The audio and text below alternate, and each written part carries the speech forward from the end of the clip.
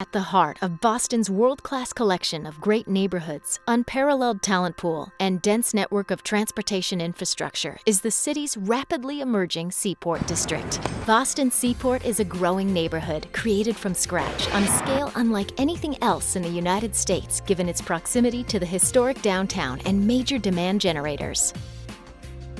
Seaport is a vibrant 21st century neighborhood. And look at that dark image. It's a dumpster moving down the street, floating down the street. Seaport residents and workers surprised by the flooding. Holy cow, where are we? Is this really happening down the Seaport? Take a look at some flooding images from the Seaport in Boston earlier on today. Something you don't want to do.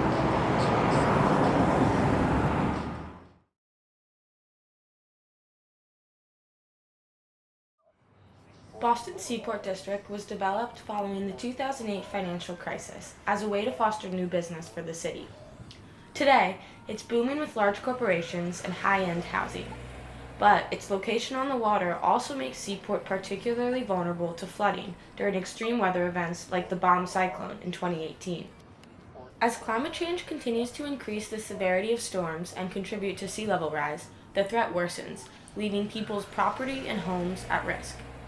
To understand why, we must first understand the three main causes of sea level rise: the rapid melting of glaciers and ice sheets, warming oceans, and gravity. So about 25,000 years ago, we had these large ice sheets covering parts of the world. When you had that large ice sheet sitting on land, it actually pushed down the surface below it. Sort of like putting a bowling ball on a memory foam mattress. Sort of pushes that land down. Around that bowling ball, you have sort of mattress that comes up, that forms sort of a bulge around the bowling ball. When all that ice melted about 10,000 years ago, the Earth is slowly going back to that sort of flat state. You know, that mattress is slowly sort of settling back in to where it was. Boston sits on one of the bulges that was once furthest from an ice sheet, meaning that the land, and consequently the sea around it, has been slowly rising for the last 12,000 years. Another component is heating of the oceans. So when you heat the oceans, your water actually expands, which can cause sea level to rise. So that combines with ocean currents and circulation to cause rising sea levels here in Boston. The third factor has to do with water's gravitational pull, which we see at work in the ocean's tides. Large ice sheets and mountain glaciers attract the water around them. When melting shrinks them, their gravitational pull weakens and the water dissipates. This makes for a global pattern of sea level change that differs by region. In Boston, it results in sea level rise. That first factor is out of our control.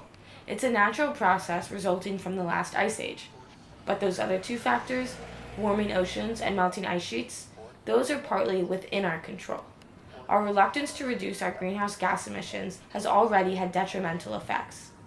In 2016, a city report projected Boston sea levels to rise 8 inches by 2030, which would put Seaport's waterfront entirely underwater.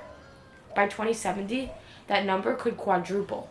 When you think about sort of small amounts, millimeters or inches per year, it seems really small and very sort of not important to people along the coast, except if you think about just a little bit every single year, that adds when you have a storm. When you have really high tides. So while you don't see it every single day, when you have these larger events, the consequences are that much more severe. The city of Boston has already taken steps to address the threat of sea level rise. In October 2018, the city released a comprehensive plan called Coastal Resilience Solutions for South Boston, which includes future actions the city will take toward flood protection and resilience.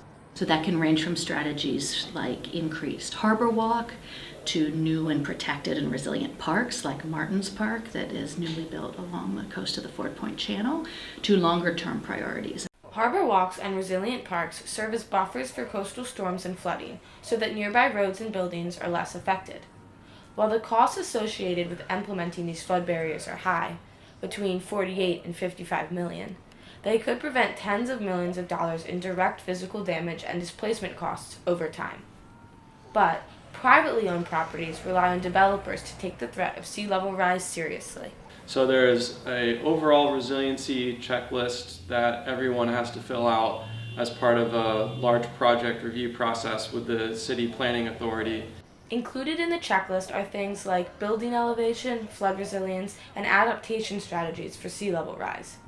But developers are not required to adhere to what the checklist recommends. So a lot of it, unfortunately, is just market driven, and I think that puts more of a burden of responsibility on us as builders and designers and developers as they develop to think about how do we creatively attack this problem that we can still build new buildings and give people, Class A office space or the best residences that they could imagine, but doing it in a way that doesn't compromise the buildings or the city's ability to withstand future climate shocks. Sustainability is not always the cheapest or most attractive option. For example, Seaport is known for its glass buildings, and tenants love them for their views. But with all those windows, glass buildings can be hard to insulate. Developers sometimes have to choose between turning the highest profit and sticking to their sustainability goals.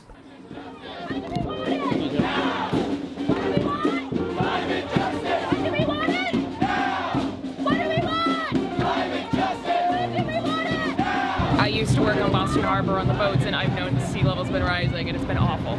And there's not much people are doing about it.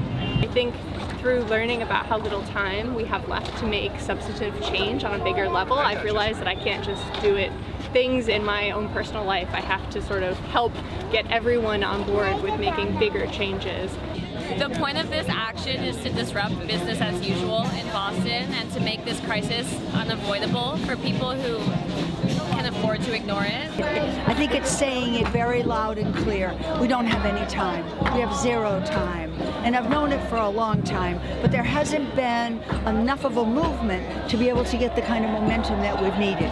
My oldest is 4.5, so I think at that age she's learning most by observing and seeing what we do, and that's why I think it's so important to not just talk about it. The most important thing that you can do is to ask for change from the city, to let your city councilor, to let the mayor, to let the environment department and other staff at the city know that it is on your mind, that you want a safe place to live for years into the future. Boston has planned for the next 30 years, but for the city to survive for future generations, more must still be done. Because it's going to take all of us working together to achieve this vision and this protection. The city, the state, the federal government, private developers, homeowners. This is something we're all going to have to tackle together. So it's a problem that we have to address, and it's a problem that affects you even if you don't believe in climate change. Whether you believe that humans cause climate change or not, the oceans are rising. We observe it, and it is continuing. So it's something that we have to deal with. Which side are you